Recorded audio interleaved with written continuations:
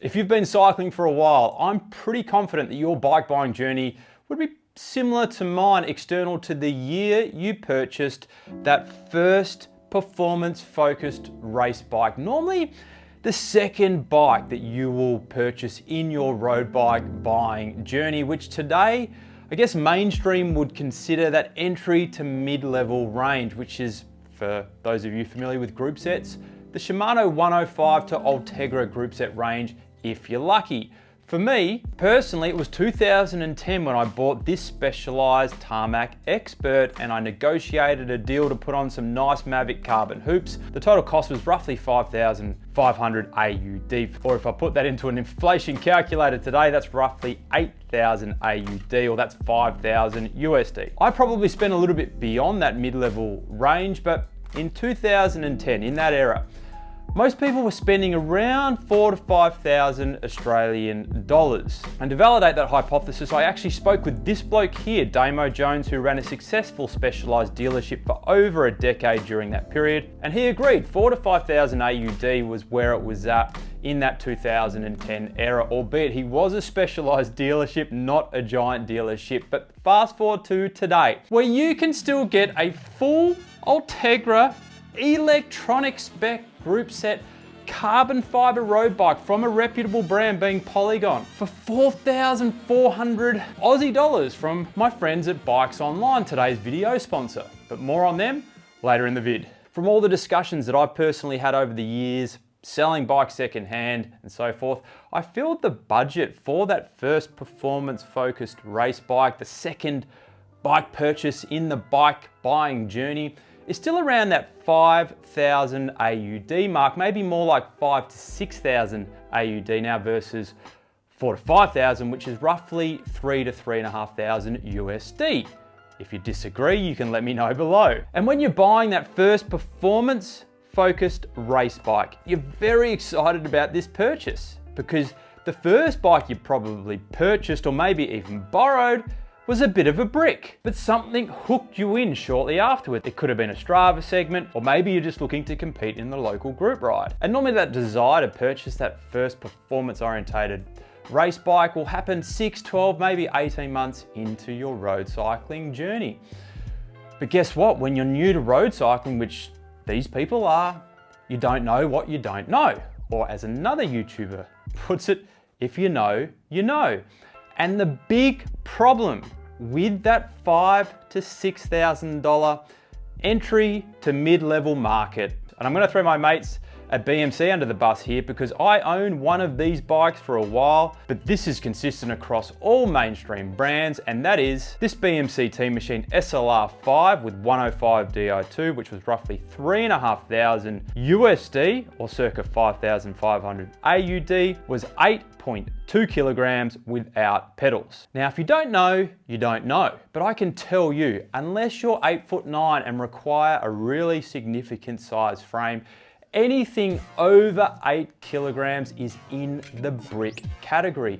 It is not a pleasurable riding experience. I don't care if you've got an aero bike with super deep dish wheels, anything over 8 kilograms is brickish. And if you're riding bricks, this is not cultivating a good riding experience for those people progressing through the cycling ranks. Back in 2010, that Specialized Tarmac I showed you stock, without the wheel upgrade, would have been circa 7.5 kilograms, probably less according to me mate Damo. However, let's play this out in 2025. You're relatively new to cycling. You don't know, you save up all this money, you go into a store, you spend $5,000 to $6,000 AUD on a bike, and you walk away with a brick. And here's the thing, I don't want you to ride a brick because I know it is not a pleasurable riding experience. I want you to ride a sub 8 kilogram bike with nice carbon race wheels, because as soon as you go under that mark, ideally closer to 7.5, I can tell you from over 15 years of riding experience and 7 years of doing bike reviews, in my humble dickhead YouTube opinion, you will love riding even more, potentially progressing your cycling further than you would have if you were riding a brick.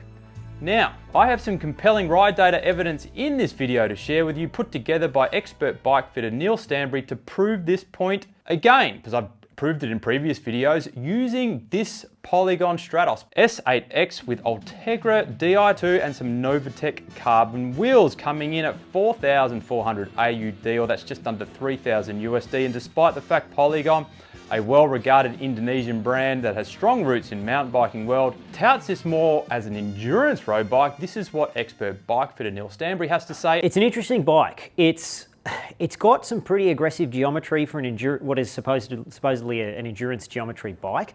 The stack on the 54 is quite low. It's similar to the stack that you'd find on a tarmac, for example. So I think we got 35 millimeters of spacers as it came from the guys at Bikes Online who've donated this to us. And the stack height for me was about right like that, and it was quite comfortable, rode really well, nice, comfortable back end. So the compliance in the rear end is really good, like you would expect from an endurance bike.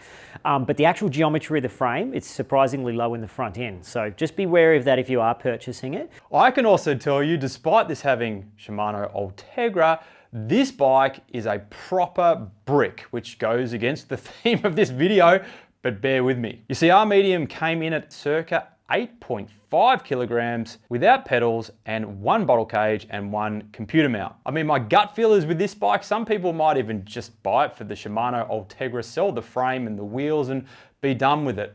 But here's the thing about this bike, because the Polygon price point is pretty ridiculous at 4,400 AUD, that's under 3,000 USD. So let's say you've got that 5,000 to 6,000 AUD budget and you want to buy brand new, not second hand.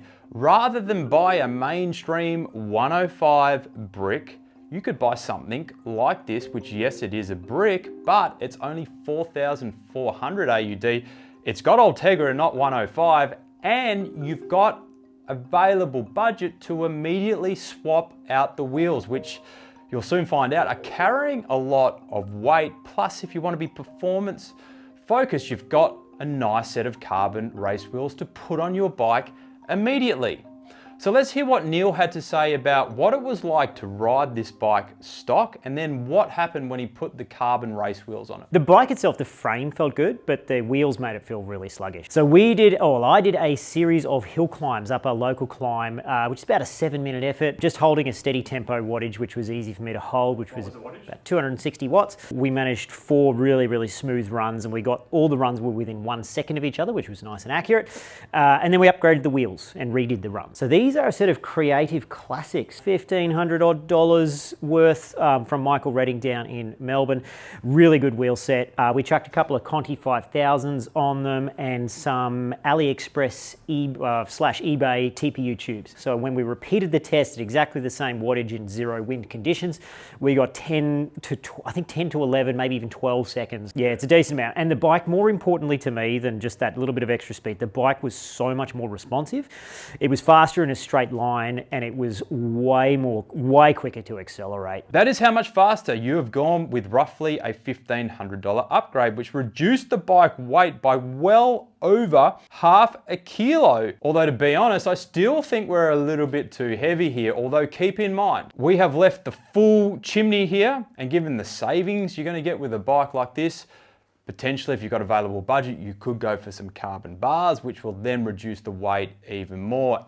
Now keep in mind, for these tests with Neil, it was only uphill. We haven't done straight line tests, we haven't done spin down tests. So if you want to see tests of a similar ilk, you can see a full deep dive I did on an upgrade process with the BMC SLR I referenced earlier, with speed outcomes across multiple segments. I'll link to that video below and up the top of the screen. So the moral of the story here is the industry with disc brakes and electronic group sets, that entry to mid-level performance race bike category, often the first proper performance race bike people purchase, it's gotten too heavy. Over 8 kilograms it's a brick. I'm sorry, I don't care what you're gonna say. So what do you do about it? Well, firstly, the industry could step up to the plate. I am sure there are carbon wheel manufacturers they could partner with to bring the weight of these bikes down and improve the performance of the bikes, so we're getting more people enjoying the sport. Alternatively, the consumer can keep this in mind, and when you're going in to buy that first, or I should say second road bike, you want something performance focused, make sure you've got a nice set of carbon race wheels on it, and make sure it's under 8 kilos. I'll catch you in the next video.